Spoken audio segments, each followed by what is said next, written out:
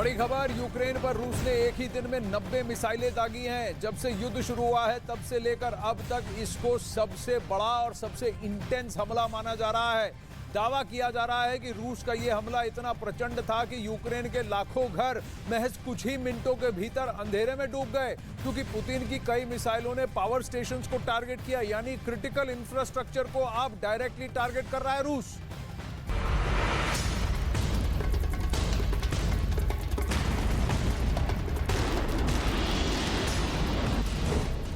Missile attack से कांपा Ukraine. कई शहरों पर रूस का एक साथ हमला। अंधेरे में डूबे यूक्रेन के लाखों आशियाने।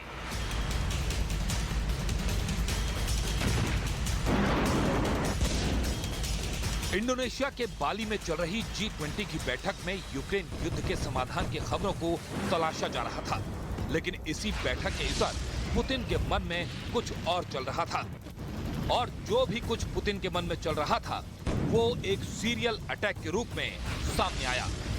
ये इतना भयानक हमला था कि अमेरिका समेत नेटो देशों में हड़कंप मच गया, क्योंकि कयास तो यही लगाए जा रहे थे कि G20 की बैठक में इस जंग का कोई न कोई समाधान जरूर तलाश लिया जाएगा। लेकिन पुतिन ने यूक्रेन को झुकाने के लिए एक साथ 90 मिसाइलों का मुंह यूक्रेन के अलग अलग शहरों की तरफ मोड़ दिया, जिस वजह से सबसे ज्यादा नुकसान यूक्रेन के एनर्जी सेक्टर को हुआ। दावा किया जा रहा है कि यूक्रेन पर हुए इस जबरदस्त मिसाइल हमले में 70 लाख घरों में बिजली संकट पैदा हो गया है। जानकारी के मुताबिक इस दौरान रूस के मिसाइल हमले में 15 पावर स्टेशनों को टारगेट किया गया, जिसका असर यह हुआ कि यूक्रेन में लाखों लोगों की आबादी के सामने बिजली और पानी का संकट खड़ा हो गया है।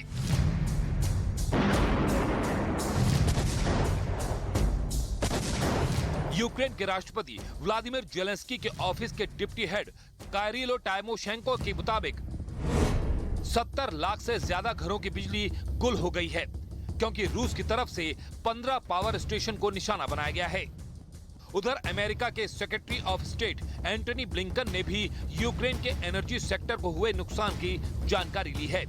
यूक्रेन के विदेश मंत्री दिमित्रो कुलेबा से हुई बातचीत के बाद एंटनी ब्लिंकन ने बताया, रूस के तूफानी मिसाइल हमले में यूक्रेन के एनर्जी इंफ्रास्ट्रक्चर को भारी नुकसान पहुंचा है। हमने पोलैंड में हुए धमाके पर भी बात की है। जब तक होगा हम यूक्रेन की मदद के लिए प्रतिबद्ध रहेंगे।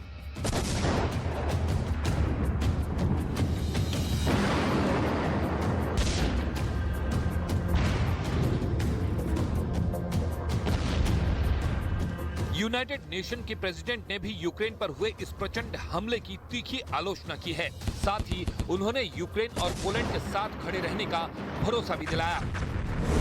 नेटो और G7 के नेता यूक्रेन के शहरों पर हुए रूस के इस भयानक हमले की निंदा करते हैं।